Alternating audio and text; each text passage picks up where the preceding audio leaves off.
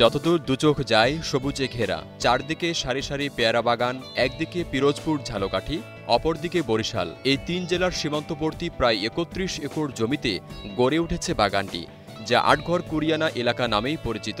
গড়ে উঠেছে পেয়ারার সাম্রাজ্য। বাগানগুলোতে ঝুলছে কাঁচা পাকা পেয়ারা। আষাঢ়, শ্রাবণ ও ভাদ্র এই ৩ মাস মৌসুম, শরৎ পর্যন্ত চলে বেচাকেনা। এ সময় পাল্টে যায় এ অঞ্চলের চিত্র। খালে বসে ভাসমান হাট, প্রতিদিন শত শত চাষিরা নৌকায় করে পেয়ারা নিয়ে আসেন সেখানে। ভিড় জমান বিভিন্ন স্থানের পাইকারি ব্যবসায়ীরা। বর্তমান যে পেয়ারার বাজার ৮০০ টাকা মন, ২০ টাকা কেজি মানে পাইকারি বিক্রি হয় বাজারে। তো আমাদের যে পেয়ারা বাগান বা পেয়ারা বাগানে মাটি, সার, এভরিথিং সব খরচ নিয়ে আপনার ৪-৫০০ টাকা মন এমনি অলরেডি মানে বাগানেই পড়িয়ে যায়। তারপরে পেয়ারা পাইরিয়ে বা বিক্রি করতে হয়, লেবার খরচা আছে। মৌসুমের শুরুতে খরা, পরে অতিবৃষ্টি।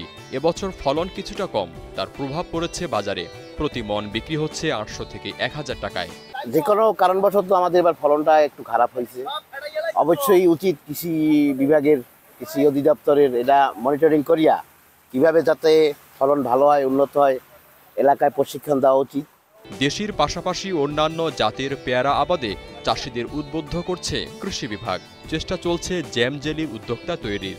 পেয়ারা থেকে উৎপাদিত জ্যাম, জেলি এগুলো সংরক্ষণ করে রাখার পরামর্শ দিচ্ছি এবং নেছারাবাদ উপজেলায় বিভিন্ন জায়গায় কৃষকরা নিজস্ব প্রযুক্তির মাধ্যমে তারা এই পেয়ারাকে জ্যাম ও জেলি আকারে সংরক্ষণ করে বাইরে দেশের বিভিন্ন স্থানে বিক্রি করার জন্য চেষ্টা করে যাচ্ছে। কৃষি সম্প্রসারণ অধিদপ্তর নেছারাবাদ পিরোজপুরের পক্ষ থেকে আমরা তাদেরকে সার্বিক সবসময় তাদেরকে পরামর্শ দিয়ে থাকি এবং প্রশিক্ষণেরও ব্যবস্থা করে থাকি।